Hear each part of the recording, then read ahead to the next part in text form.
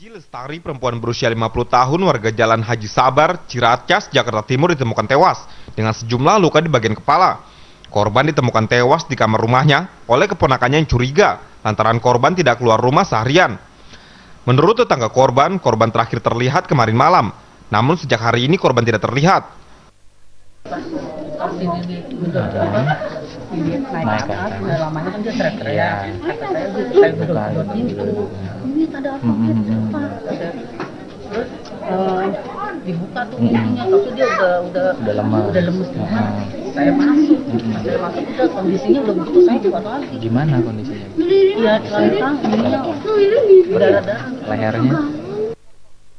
Kapolres Jakarta Timur, Kombes Pol Umar Faruk mensinyalir korban tewas akibat dibunuh lantaran terdapat luka akibat benda tumpul di bagian leher dan wajah. Selain itu, dari dalam rumah korban juga terdapat sejumlah perhiasan yang hilang, sehingga dugaan sementara motif pembunuhan adalah perampokan. Petugas mengerahkan anjing pelacak untuk mencari keberadaan pelaku. Modusnya sementara ini 365 ya, curas dan mengakibatkan korban meninggal dunia. Ini seorang ibu, statusnya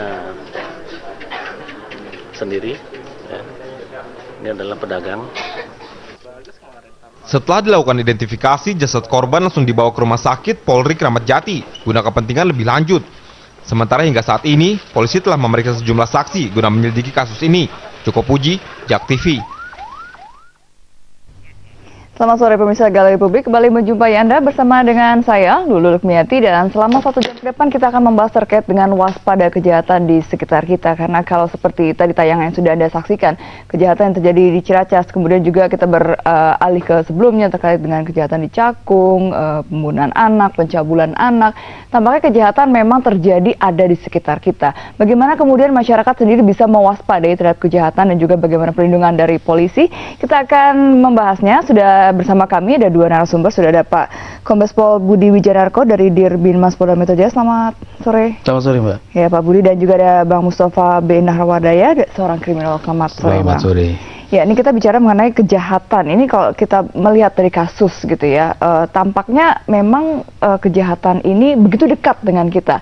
Tapi kesempatan dan celah ini selalu ada begitu ya, Pak Budi ya.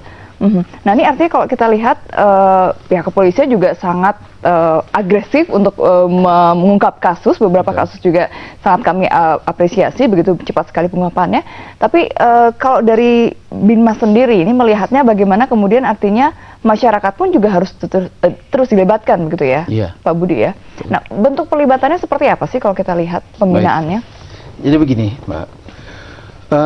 Polda Metro, khususnya di Direktorat Pembinaan Masyarakat, itu memiliki beberapa kegiatan yang pada intinya adalah memberikan kesadaran-kesadaran kepada masyarakat. Kita punya namanya program door to door system. Kita punya program yang namanya problem solving. Terus kita juga punya kegiatan rembuk barang polisi. Terus ada lagi pembimbingan dan penyuluhan kepada masyarakat. Kemudian mobil pintar khusus untuk anak-anak sekolah. Nah, kegiatan-kegiatan tersebut kita laksanakan dalam rangka memberikan kesadaran kepada masyarakat tentang bagaimana melindungi dirinya dari ancaman kejahatan. Untuk kegiatan door to door system itu kita punya kurang lebih 855 Babin Kamtibmas yang mengawaki 1022 kelurahan atau desa. Jadi Babin Kamtibmas itu tugasnya setiap hari itu mendatangi atau mengetuk pintu masyarakat. Ya, minimal 5 kepala keluarga. Setiap harinya? Setiap harinya, minimal. Bahkan dalam pesanannya lebih dari 5. Nah, apa yang dilakukan ketika mengetuk pintu masyarakat begitu? Jangan masyarakat malah takut lagi, tiba-tiba ada polisi gitu ya datang ke rumah saya gitu. Apa yang dilakukan kemudian oleh polisi? Jadi Babin Kamtibmas ini hadir mengetuk pintu masyarakat itu adalah pertama dia harus mengenalkan diri. Bahwa saya Budi, saya Babin Kamtibmas di kelurahan ini. Kebetulan saya bertanggung jawab terhadap seluruh keamanan di desa ini atau di kelurahan ini. Oke. Nah, kemudian dari situ dia memberitahukan maksud dan tujuannya bahwa dia ingin membantu meringankan setiap permasalahan yang ada di masyarakat tersebut atau di keluarga tersebut.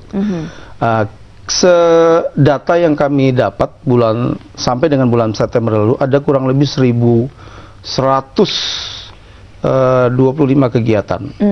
Di mana dari 1.125 kegiatan tersebut ada 961 diantaranya problem solving. Jadi masyarakat Jadi bisa langsung menyelesaikan permasalahan ya? Iya. Jadi permasalahan-permasalahan ringan itu bisa kita selesaikan oleh Babin Kamtibmas dan dibantu oleh Babinsa, kemudian Lurah. Yang namanya 3 elemen tersebut kita sebut 3 pilar. Nah, itulah kegiatan-kegiatan yang dilakukan oleh Babin Kamtibmas dalam rangka DDS. DDS ya, door to door system. Masih banyak tadi ya programnya, tapi masih banyak. Nanti dijelaskan di segmen berikutnya. Nanti juga Bang Mustafa terkait dengan pola kejahatan ini tampaknya semakin dekat gitu ya dengan kita. Bagaimana kita juga mewaspadai seperti apa polanya. Kita akan kembali saat lagi usai jeda pariwara berikut. Tetaplah bersama kami. Saya ingin ke Bang Mustafa ini terkait dengan pola kejahatan yang tampaknya semakin dekat dengan kita. Kalau kita melihat beberapa kasus tampaknya yang pelaku kejahatan ini tidak jauh-jauh, tetangga sendiri dan segala macamnya. Ini sebenarnya kalau kita lihat pola kejahatannya ini bagaimana kalau dipandang dari sisi kriminal? Ada 2 jenis kejahatan ya, ada namanya street crime, kejahatan jalanan ya, kejahatan jalanan. Ada lagi white collar itu semacam korupsi. Tetapi kalau yang dimaksud kita adalah yang kejahatan jalanan. Yang dekat dengan kita itu. Ada perampokan, ada penjambretan, penodongan, ada pencurian dan pemberatan dan sebagainya. Itu adalah kejahatan jalanan ya. Itu yang sangat dekat dengan kita. Jadi sehari-hari kapanpun bisa terjadi, siapapun bisa tertimpa, karena itu nggak bisa diduga. Jumlah polisi nggak sesuai dengan jumlah masyarakat, jadi nggak mungkin kemudian bisa mengayomi penuh 24 jam. Maka masyarakat harus waspada sesuai dengan arahan polisi. Apapun yang misalkan tadi disebutkan suatu saat polisi datang memperkenalkan diri, kemudian mengingatkan apa yang dibutuhkan, apa yang perlu saya bantu. Itu bukan berarti terus ada ketergantungan. Bukan seolah-olah terus pada hari itu polisi nunggu terus, nggak cuman sekali itu, nanti lain waktu gitu lagi, hari berikutnya gitu lagi, bukan 24 jam dijaga karena jumlah polisi nggak cukup kan. Sedangkan penjahat itu nggak bisa diidentifikasi. Sekarang kalau polisi kan berseragam, kalau penjahat kan nggak ketahuan kan. Bisa jadi penjahat itu nggak berniat hari itu ngantar istrinya atau ngantar anak sekolah, tapi karena ada rumah terbuka pintunya, penjahat yang tadinya nggak niat untuk mencuri atau merampok, begitu selesai ada kesempatan di situ, habis ngantar istrinya dia merampok atau mencuri karena masyarakat lalai. Nah, itulah fungsinya polisi tadi. Ketika penjahat nggak bisa diidentifikasi, maka polisi mengingatkan, harap hati-hati, diceritakan, dijelaskan, ini loh kemungkinan terjadi. Kalau biasanya penjahat itu niru gaya polisi juga. Kalau polisi itu mau nangkap penjahat, dia patroli dulu kan. Penjahat mau berbuat jahat juga patroli dulu. Jadi menghafalin mana sih rumah-rumah yang biasa kalau jam segini terbuka pintunya, lengahnya di mananya gitu ya. Mereka juga patroli sama saja. Jadi ini memang polanya saling, makanya polisi harus punya otak kanan untuk mengecoh penjahat supaya nggak mudah dihafali. Yang sebelumnya misalkan patroli itu 1 jam sekali. Kemudian mungkin yang kedua 30 menit sekali atau di 45 menit sekali supaya nggak dihafalin oleh penjahat. Tapi kalau setiap jam sekali dia dihafalin, masih 30 menit lagi nih. Udah ketahuan ya jam-jamnya ya. Maka di situ harus dibutuhkan kepintaran-kepintaran, kecerdikan atau otak kanan dalam mengamankan masyarakat dari ulah penjahat. Penjahat ini lebih bebas dia untuk melakukan kegiatannya dibanding polisi. Kalau polisi yang terstruktur kan, dia ada patokannya, ada juklaknya, ada petunjuk-petunjuknya. Kalau penjahat semau gue. Jadi kesempatannya apa dia sikat saja. Dia nggak perlu konsultasi pada atasannya, nggak perlu konsultasi pada bawahnya, nggak perlu rapat dulu, nggak perlu. Ada kesempatan sikat. Nggak ada rumah pintunya kebuka, kembali masih sepi, dalamnya ambil handphone yang ada apa? Ada orang dibunuh, seperti itu. Penjahat. Spontanitas ya. Spontanitas. Itu ya? Nah, kadang-kadang ini yang terjadi adalah memang pelakunya kadang-kadang orang dekat. Jadi mereka lebih hafal, lebih hafal yang kebiasaan nah, kita. Kalau resiko dari orang dekat pelakunya, biasanya dia ingin menghabisi saksi. Ini yang terjadi kemarin di Ciledug misalnya. Itu karena dia ingin mencuri handphonenya. 6 bulan sebelumnya dia keluar dari penjara. Kemudian melihat setiap hari pintunya terbuka, dia masuk saja. Ada handphone geletak, dia ambil, istrinya, ketahuan istri, gitu ya? ada perempuan ketahuan dibunuh, anaknya lalu lihat dibunuh sekalian. Padahal mereka saling kenal sebenarnya. Inilah pentingnya kewaspadaan dan pentingnya kemitraan antara polisi dengan masyarakat. Maka dari itu kalau ada kejahatan, masyarakat wajib melaporkan kepada polisi. Kalau tidak lapor, polisi ngiranya nggak ada kejahatan. Ini yang penting. Jadi ini sangat bagus sekali program ini. Iya, tapi kalau melihat memang seperti masih ada ketergantungan gitu ya masyarakat dengan polisi gitu ya. Ketika ini kan kalau datang ke rumah-rumah pakai seragam dong ya Pak ya. Jangan-jangan nanti ada yang mencoba meniru seperti polisi gitu ya, datang-datang. Nah, ini artinya memberikan penjelasan seperti apa kepada masyarakat itu bagaimana mewaspadainya, dan kemudian artinya apakah juga ada misalnya pembinaan kah, training kah untuk mereka yang artinya seperti pertolongan pertama gitu bila ada kejadian atau kejahatan gitu. Untuk masyarakat sendiri. Ya. Jadi selain DDS kita juga namanya punya rembuk bareng polisi. Oke, rembuk bareng polisi, kemudian ngobrol bareng polisi, nongkrong bareng polisi. Ini pos ronda nih atau di di suatu tempat. Di suatu tempat yang dilakukan oleh Babin Kamtibmas. Saya sedikit cerita tentang Babin Kamtibmas. Jadi Babin Kamtibmas itu dia ada ciri khusus ya, yang mana dia menggunakan ada label nama gitu Babin Kamtibmas. Jadi sehingga masyarakat lebih tahu.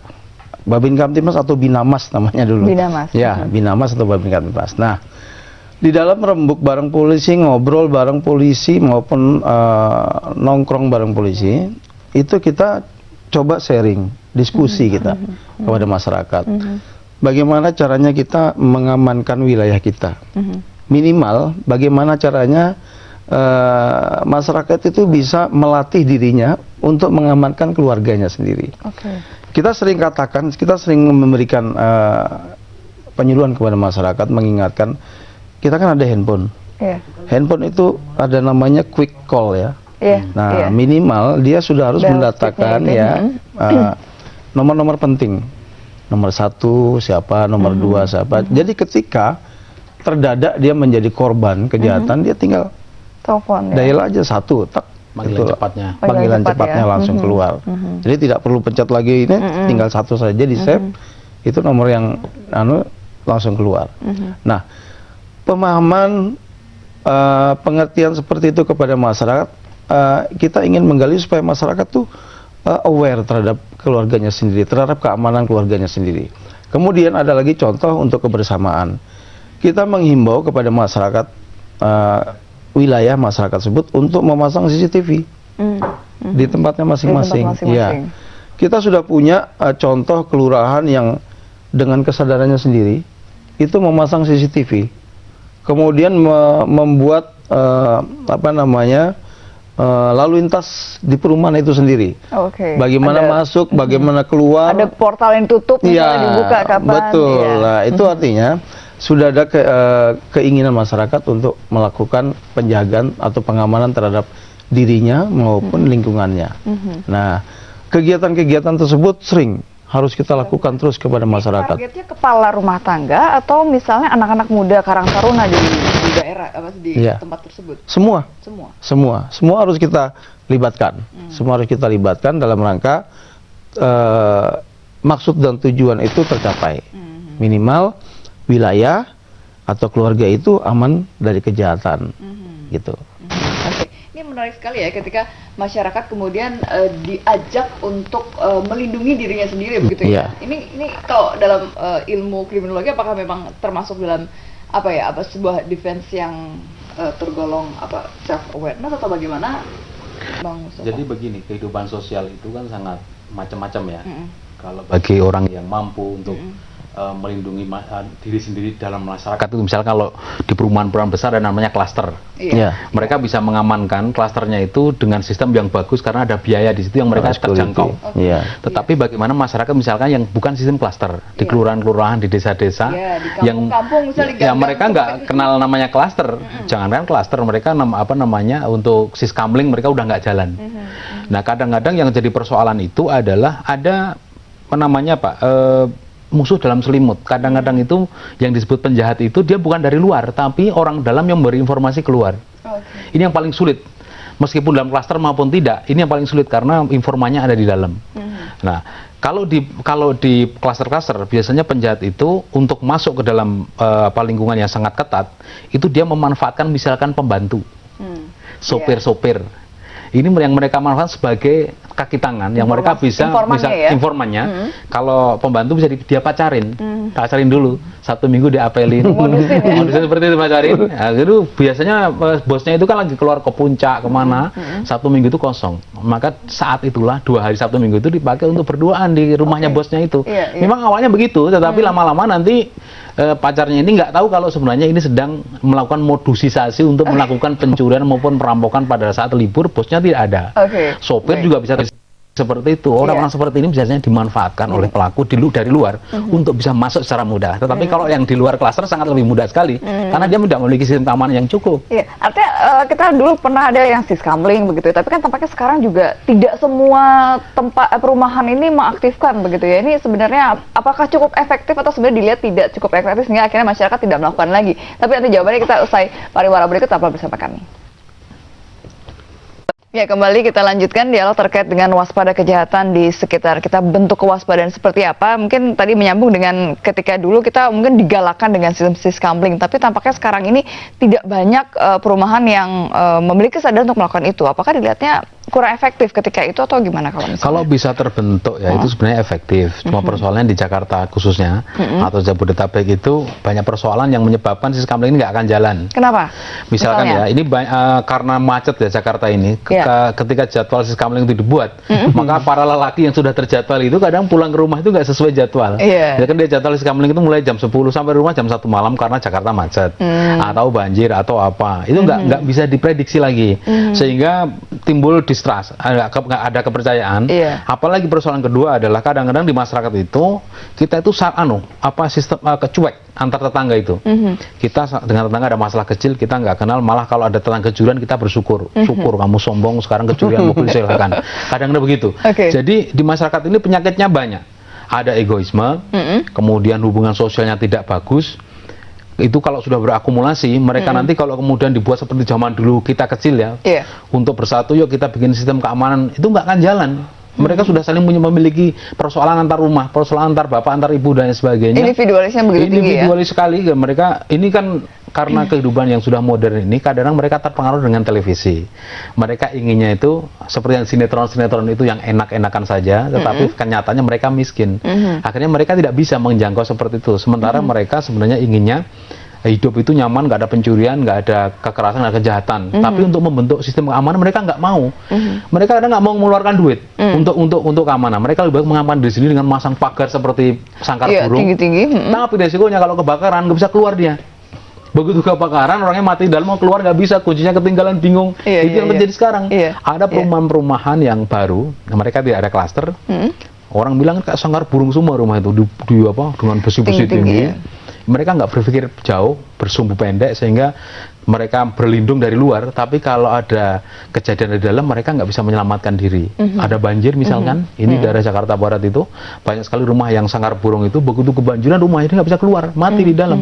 Ini kasus-kasus yang perlu dievaluasi kembali karena tidak hanya kita mengingatkan untuk untuk menjaga diri, tapi bagaimana hubungan sosial ini supaya baik. Nggak tahu ini tugasnya polisi atau tugasnya dinas sosial, saya nggak ngerti.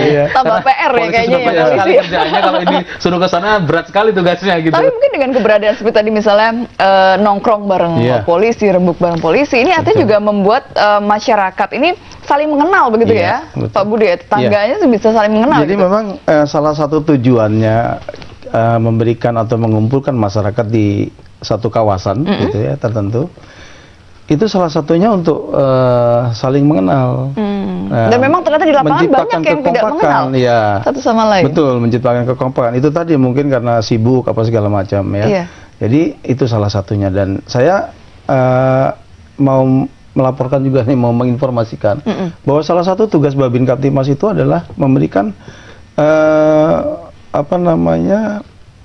poskamling, pembinaan terhadap poskamling. Jadi masih ada poskamling di Jakarta yang masih aktif. Dan itu salah satu tugas Babin Kaptimas yang dia tiap malam sudah pagi siang bekerja, malam pun dia bekerja untuk memantau poskamling yang ada di wilayah-wilayah. Dia mendatangi poskamling, kemudian dia melakukan pengecekan gitu kan. Di poskamling ada buku kegiatan. Ya, buku kegiatan, jadwal itu siapa. Nanti kalau misalkan tidak ada satu, nanti kita sama-sama bertanya, Poskamlingnya ke sana datangi. Apa masalahnya? Kenapa ini tidak datang, mungkin gitu tidak ya? datang. Nah, dengan menciptakan atau pendekatan yang soft oleh polisi itu diharapkan ada kesadaran bagi masyarakat untuk tetap melakukan pengamanan terhadap dirinya dan keluarganya, minimal kawasannya lah. Kawasannya. Nah, ini programnya sebenarnya sudah berjalan dari berapa lama? Sudah berjalan dari dibentuknya Direktorat Binmas. Dari sejak Binmas ya, tapi mulai digalakannya sehingga mungkin adakah tadi kan juga banyak ditemukan problem solving dari mendatangi langsung masyarakat gitu. Artinya memang sangat efektif ya dan cukup signifikan begitu. Selama ini sejauh ini masih efektif. Kegiatan-kegiatan tersebut kita lakukan kepada masyarakat. Jadi masih ada masyarakat yang berkeinginan peduli untuk, ya peduli. Dulu kalau zaman sebenarnya ada sistem keamanan tradisional yang mungkin bisa diadopsi untuk yang sistem modern, sistem itu. Kalau sekarang kan kalau misalkan nggak tanda tangan mungkin orangnya nggak datang gitu. Kalau zaman dulu itu namanya sistem jemputan namanya. Jadi setiap rumah itu menyediakan beras di depan rumah. Kalau beras itu nggak ada berarti diambil oleh petugas yang keliling. Itu zaman dulu. Dan itu sudah berjalan puluhan tahun, ratusan tahun oleh orang kampung itu. Kalau mengamankan rumah, kalau rumah saya berasnya sudah nggak ada, berarti sudah diambil oleh penjaga Siskamling itu. Jadi bukan ngecek ke pos kamlingnya, tapi kita bukti bahwa setelah disambangi, setelah dilewati oleh petugas kamling itu karena berasnya sudah nggak ada, jadi jadi satu gelas gitu. Kemudian buktinya adalah di dalam pos kamling itu tersedia satu karung beras. Itu yang dulu waktu itu saya masih ingat ya, mempelajari teknologi. Di daerah mana itu dulu, Bang? Di Jawa sudah biasa seperti namanya jumputan. Nah, kalau sekarang mungkin berbeda lagi. Di pos kamling itu dikasih televisi, tapi dikasih kerangkeng besi karena takut hilang. Jadi di pos kamling sendiri mereka tidak aman. Maka kemitraan polisi ini memang penting, tapi jangan kebablasan. Maksudnya gimana? Ngopi bareng. Terus apa tadi? Nongkrong bareng tadi ya. Jangan sampai nanti nyampu juga bareng. Ini nanti bahaya. Jangan kebablasan. Jadi itu baru terjaga, memiliki wibawa supaya hubungan tidak terlalu dekat sekali. Kalau terlalu dekat sekali, ini memang ada resiko-resiko. Tapi di sana kepolisian sudah memiliki namanya rotasi kan. Nanti setiap berapa bulan rotasi supaya nggak kebablasan. Biasanya ada sistemnya. Ini dari Bina Masyarakat sendiri kan baru-baru ini juga melaunching mengenai tempat aman untuk anak-anak begitu ya. Ini artinya juga melihat karena kondisi di lingkungan masyarakat, kita juga melihat beberapa kasus yang banyak kemudian korbannya adalah anak-anak begitu ya. Nah ini sejauh ini bagaimana sosialisasi yang sudah dilakukan kepada masyarakat? Iya, jadi minggu lalu Bapak Kapolda Metro Jaya telah melaunching yang namanya tempat aman anak. Pemikirannya adalah ingin membantu pemerintah di dalam rangka memberikan perlindungan, pengamanan terhadap anak-anak. Tempat aman anak ini adalah suatu tempat, suatu rumah ya, yang dimana pemilik rumah atau pemilik tempat tersebut menjadi agennya polisi. Dalam rangka misalkan begini, ada anak yang menjadi korban kejahatan, gitu kan. Kemudian ada orang yang melihat bahwa anak ini korban kejahatan. Nah, masyarakat itu langsung mengantarkan kepada tempat atau rumah yang sudah terpasang stiker itu ya, tempat aman anak ya. Disitulah pemilik rumah langsung melaporkan kepada Babin Kamtibmas, kepada Kapolsek, kepada Kapolres bahwa di rumah saya alamatnya ini ada anak yang menjadi korban kejahatan. Kewajiban bagi Kapolres, Kapolsek maupun Babin Kamtibmas, dia harus segera menjemput anak tersebut untuk segera dilakukan pemeriksaan dan tindakan selanjutnya. Nah, kemudian untuk memilih atau menunjuk yang bisa yang masyarakat yang rumahnya bersedia ditempelkan stiker tempat aman anak, tentunya kita harus melalui seleksi wawancara. Bersediakah Bapak atau Ibu rumahnya ditempelkan tempat aman anak? Bersediakah Bapak Ibu rela untuk bekerja polisi 24 jam untuk membantu tugas-tugas polisi khususnya anak-anak yang menjadi korban kejahatan?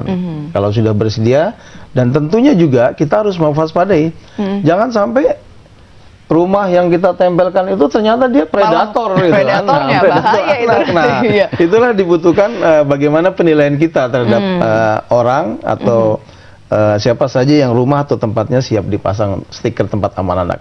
Alhamdulillah sampai dengan sekarang itu sudah terpasang kurang lebih hampir 2000 loh. 2.000 Ya, speaker ya. tempat aman anak, tersebar. dan ini sudah efektif. Salah satunya di Depok.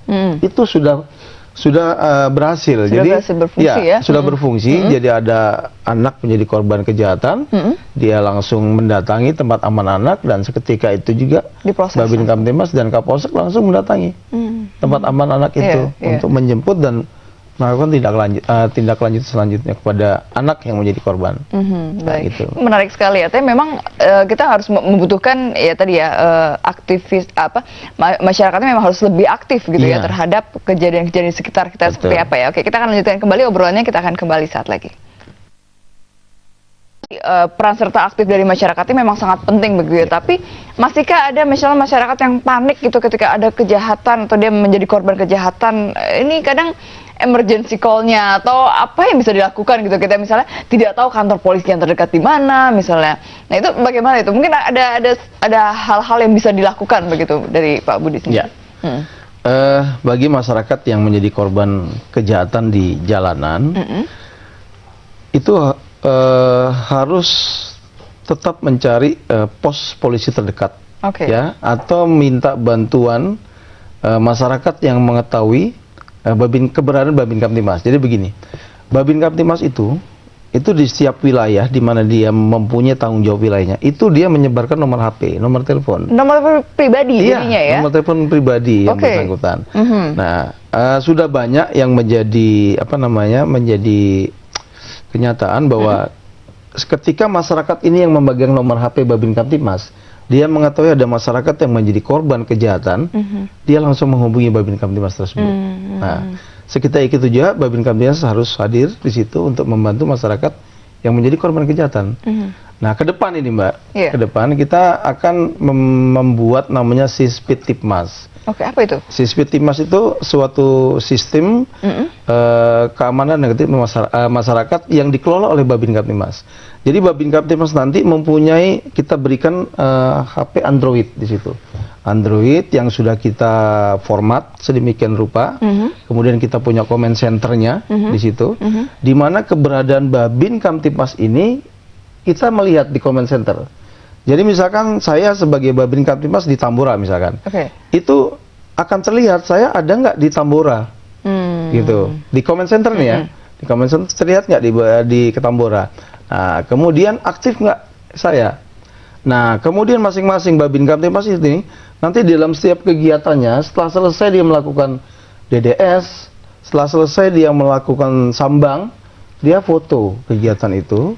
Kemudian dilaporkan melalui format laporan yang sudah kita buat, itu akan terdata real time. Laporan itu akan masuk. Jadi siapa yang paling rajin mulai subuh sampai malam itu kelihatan grafiknya. Nah, itulah salah satu dasar penilaian kita untuk karir yang bersangkutan. Nah, kedepannya nanti Sispitipmas itu juga akan kita berikan kepada masyarakat yang namanya panic button. Panic button. Ya, panic button ini nanti ketika masyarakat seperti tadi mengalami gangguan atau mengalami menjadi korban kejahatan, dia akan pencet panic button itu. Di comment center itu akan terbaca siapa pemilik panic button ini, di wilayah mana dia sekarang berada. Nah, ketika kita sudah tahu tempat di mana panic button itu ditekan, kita tinggal lihat Babin Kamtibmas mana yang terdekat. Kita segera hubungi Babin Kamtibmas tersebut, kemudian untuk mendatangi TKP si pemilik panic button.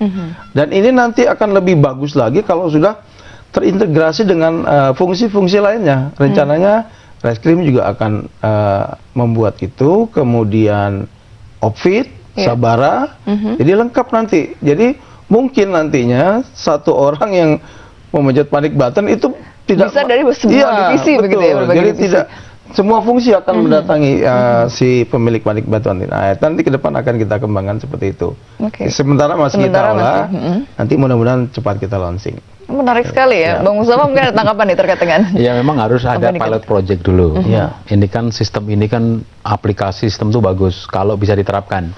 Maka harus ada namanya pilot project ataupun trial. Nah, nanti kalau sudah dicoba dulu, persoalannya di mana problemnya. Kadang-kadang kan yang kita inginkan kan yang lancar-lancar saja, yang lancar saja.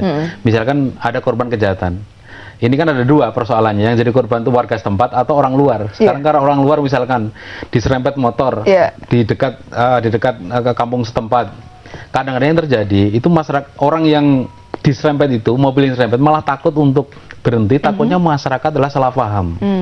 Masyarakat itu kan kadang-kadang di pinggir jalan kan emosi kan, karena yang jatuh motor padahal dia yang nyerempet, yang digebukin yang pulih mobil. Bener. Apalagi misalnya yang motornya adalah warga sekitar, gitu ya. Ini problem baru. Panas lagi. Iya, tambah panas lagi. Kadang-kadang saya menemukan fakta orang korban-korban kejahatan yang seperti ini, kadang dia memilih kabur, bukan karena dia lari tanggung jawab, tapi karena tidak ingin menjadi salah paham korban dari masyarakat sekitar yang tidak tahu, tidak paham persoalan sesungguhnya.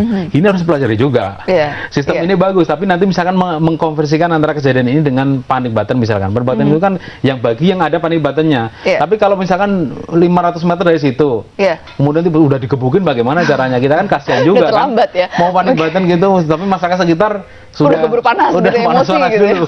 Nah, ini makanya penting sekali mengajari masyarakat ini untuk cerdas, tidak mudah emosi, percaya pada hukum. Ini kan karena jangan main hakim sendiri nanti takutnya. Nah, ini kan sering seperti itu. Nah, ini misalkan balapan liar ya, ini banyak terjadi balapan liar. Kadang-kadang di situ ada polisi yang nyamar juga, ikut jadi pembalap juga. Dari situ harus fair juga. Jangan sampai nanti kalau polisi yang kalah balapan ngamuk-ngamuk juga. Di situ harus fair juga. Kalau menang diem-diem ya. Nanti pagi-pagi cerita ke wartawan, ini warga berani sama polisi, dia lupa lah nyamar kan di situ. Nah, ini banyak persoalan di masyarakat itu. Kita bisa memikirkan sebuah sistem yang baik, yang canggih sekali. Tapi kalau itu nggak bisa diterapkan juga problem tuh nanti. Maka harus ada pilot projectnya, betul-betul dicoba gitu. Kecepatan polisi dari TKP berapa menit. Kemudian tadi disebutkan misalkan nanti yang paling dekat dengan panic button itu siapa? Atau nanti semua malah datang tuh, dari Raskem datang, dari Bank Binja datang, datang semua bareng-bareng. Apakah nggak menimbulkan persoalan baru misalkan? Misalkan, waduh ini teman saya ini anu dan sebagainya. Ini persoalan-persoalan yang sering terjadi di masyarakat kita. Laporan palsu. Nah, ini kalau kita lihat banyak juga gitu. Artinya memberikan kesadaran kepada masyarakat memang susah gampang begitu ya. Misalnya emergency call, mungkin banyak sekali laporan-laporan yang ternyata palsu begitu ya, Pak ya? 110. Iya, banyak betul. Kali ya? Jadi data yang kita terima dari 110 itu memang lebih banyak orang yang iseng, coba-coba gitu kan, 110. Untuk tahu benar aktif nggak sih ini gitu kan? Tapi ada salah satu penjahat yang saya wawancarai mengatakan memang ini disengaja oleh mereka untuk membuat polisi tidak percaya pada nomor itu. Jadi sebenarnya itu ada yang tidak iseng juga, maksudnya disengaja oleh para mafia penjahat ini supaya membuat nomor ini nggak dipercaya oleh polisi. Begitu ada laporan, Allah yang paling iseng. Memang itulah yang mereka inginkan. Nanti pun ada misalkan ada nomor khusus misalkan yang ini pun nanti bisa dikacaukan oleh mereka. Ini kan penjahat pinter-pinter sekarang. Karena mereka bikin tim juga. Kucing-kucingan gitu ya sama polisi. Jadi mereka sudah buat tim juga penjahat ini. Kayak orang gendam itu mereka bikin tim untuk supaya korban ini percaya. Dia membuat tim sama saja dengan seperti ini. Jadi ada yang mengacaukan teleponnya, ada yang melarikan barang bukti, ada yang mengalihkan perhatian. Mereka sudah punya tim sendiri khususnya di kota besar ya. Di desa-desa ini sekarang banyak laporan yang penipuan ATM itu. Baru sekarang mereka lari ke desa karena di kota udah pada hafal teknik itu. Ya, misalkan loh, kok ini mengambil uang kok susah ATM-nya nggak bisa keluar, lalu datanglah dia menolong, padahal dia ingin transfer dari dari mesin skimming itu. Tapi sekarang mereka para pelaku ini mulai ke pinggir karena di kota udah pada tahu hafal pada modus para penjahat yang di mesin ATM itu. Nah, inilah modus kejahatan yang sebenarnya nggak baru, tapi varian-variannya mulai berkembang. Sehingga varian-varian ini mulai kreatif, penjahat tempatnya berubah ya. Tempatnya berubah mereka ya. Bergeser. Masyarakatnya pun juga sebenarnya berbeda gitu ya. Ya, mereka yang masyarakat nggak memiliki informasi cukup dari media, mereka pasti banyak tertipu. Banyak tertipu. Penjahat sekarang bukan lagi menggunakan kekerasan, tapi dengan penipuan lebih mudah. Lebih mudah. Ini artinya kalau dilihat kan sebenarnya karakter masyarakat itu berbeda-beda gitu ya Pak di masing-masing lingkungan. Ini artinya juga ada pendekatan yang berbeda terhadap beberapa lingkungan ini. Ada perlakuan khusus misalnya bagaimana? Betul. Jadi memang cara kita memberikan penyuluhan tuh, bimbingan penyuluhan itu, memang kita membedakan mana kira-kira ini klaster masyarakat apa nih kita. Nah, jadi cara kita berkomunikasi, cara kita menyampaikan penyuluhan itu berbeda. Tentunya teknik dan itu pasti berbeda, Mbak. Untuk memberikan pengertian kepada mereka kan betul juga tuh lain-lain klaster memang harus kita membedakan caranya itu. Caranya itu ya. Itu. Oke, ini juga terkait dengan kemudian ketika masyarakat sudah menjadi lebih aware gitu ya dengan lingkungan sekitar. Tapi kan tadi yang kita khawatirkan adalah kemudian kebablasan. Artinya misal masyarakat merasa, wah saya nih dekat sama polisi nih, saya sudah dipercaya, misalnya menjadi akhirnya ada yaitu main hakim sendiri lah atau merasa powerful. Nah seperti itu mungkin ada bagaimana cara mengantisipasinya gitu ya Pak Budi. Tapi kita harus break dulu, kita akan kembali usai pariwara berikut. Tanpa terasa sudah di segmen terakhir, tapi saya juga ingin menanyakan kepada Pak Budi, artinya bagaimana kemudian masyarakat kita sudah aware, tidak kemudian kebablasan merasa powerful, misalnya, nih saya sudah merasa ngobrol sama polisi, dekat sama polisi, dilatih sama polisi, nah akhirnya malah menjadi main hakim sendiri kah, atau bagaimana? Nah ini antisipasinya seperti apa nih Pak?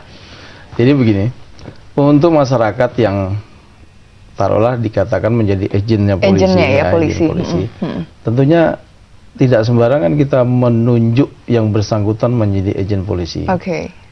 Syarat dan ketentuan berlaku ya Pak ya? Syarat dan ketentuan berlaku. Jadi tidak sembarangan lu jadi agen polisi, tapi jangan mentang-mentang gitu jangan mentang-mentang gitu.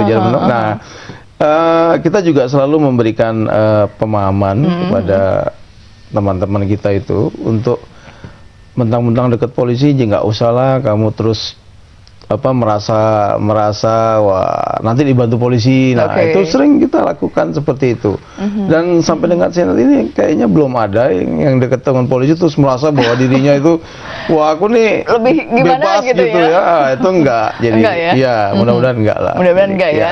Oke, baik Bang Mustafa, terkait juga dengan bagaimana ini mungkin juga closing statement gitu ya. Artinya kalau kita lihat mewaspadai kejahatan di sekitar kita, ini seperti apa sih bentuknya yang harus diwaspadai oleh masyarakat gitu? Apakah juga harus mengetahui misalnya, dan apa saja yang mesti diketahui oleh masyarakat sebenarnya terkait dengan hal? Jadi masyarakat itu untuk dari sisi kejahatan bisa dilihat dari dua, dia menjadi korban atau pelaku.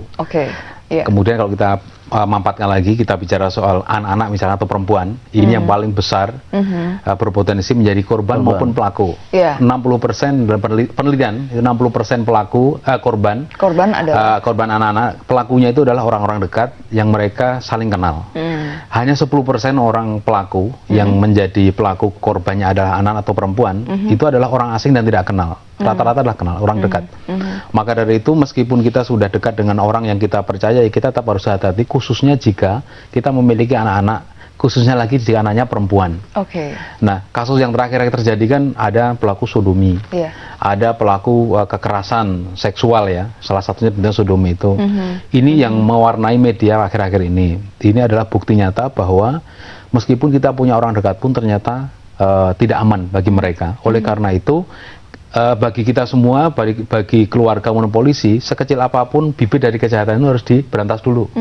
Misalkan lingkungan kita, ini kasus yang di Jakarta Utara, itu kita masyarakat itu membiarkan ada seseorang yang membuat gubuk-gubuk di tengah komplek mereka, gubuk asing yang mereka bukan penduduk. Ternyata bukan gubuk ya, semacam balai-balai gitu, yang dipakai untuk nongkrong malam minggu saja. Setelah itu mereka hilang malam minggu nongkrong di situ. Ternyata di situ dipakai untuk memperkosa anak kecil yang umurnya masih 7 tahun.